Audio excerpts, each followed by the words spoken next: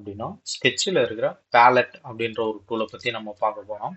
அது மட்டும் இல்லாமல் டேட்டமில் இருக்கிற ஒரு 3 ரெஃபரன்ஸ் ஐட்டம் அது என்னென்னு வந்து பார்த்தீங்க அப்படின்னா centreline, point, coordinate system. Okay, இதை பற்றி நம்ம இந்த வீடியோவில் பார்க்க போகிறோம்.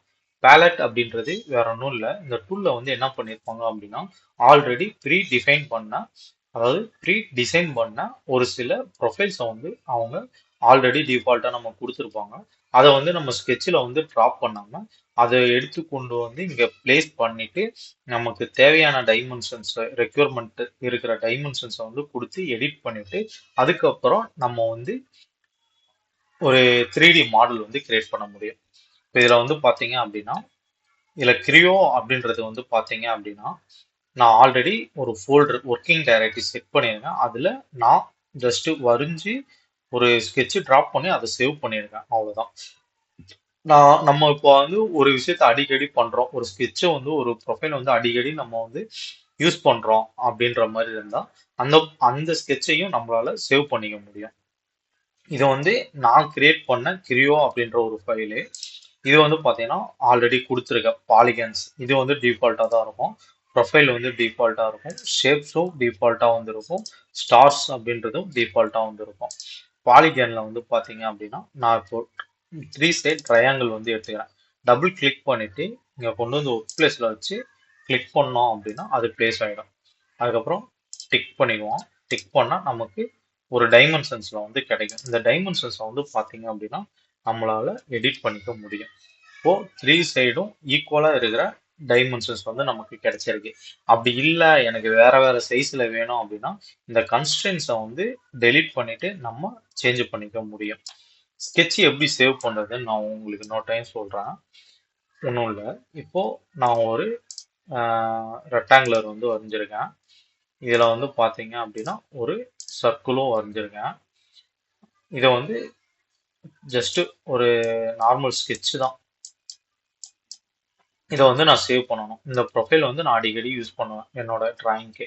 இதை சேவ் பண்ணணும் அப்படின்னா ஒர்க்கிங் டைரக்டரி ஆல்ரெடி செட் பண்ணியிருக்கேன்.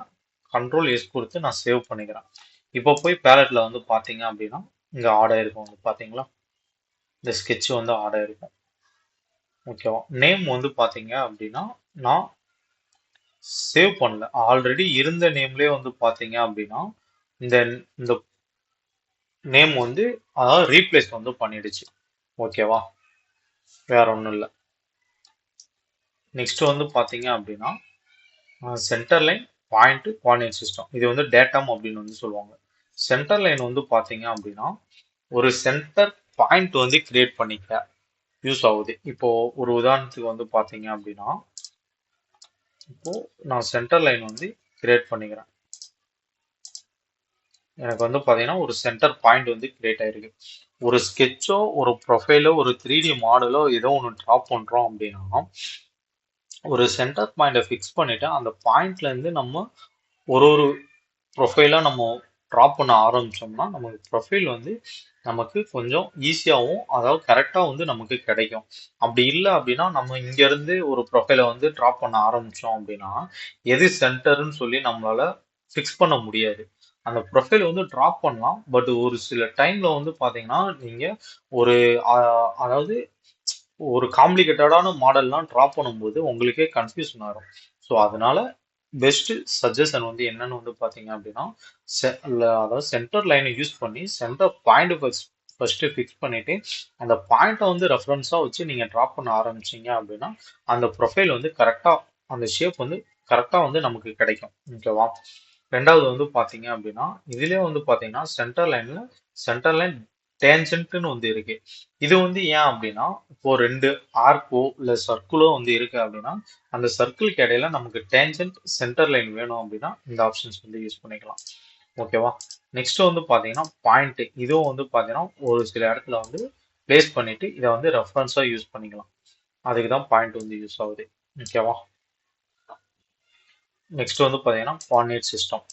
இது வந்து பார்த்தீங்கன்னா இங்கே ஆல்ரெடி நமக்கு டிஃபால்ட்டாக ஒரு கோஆர்டினேட் சிஸ்டம் இருக்கும்.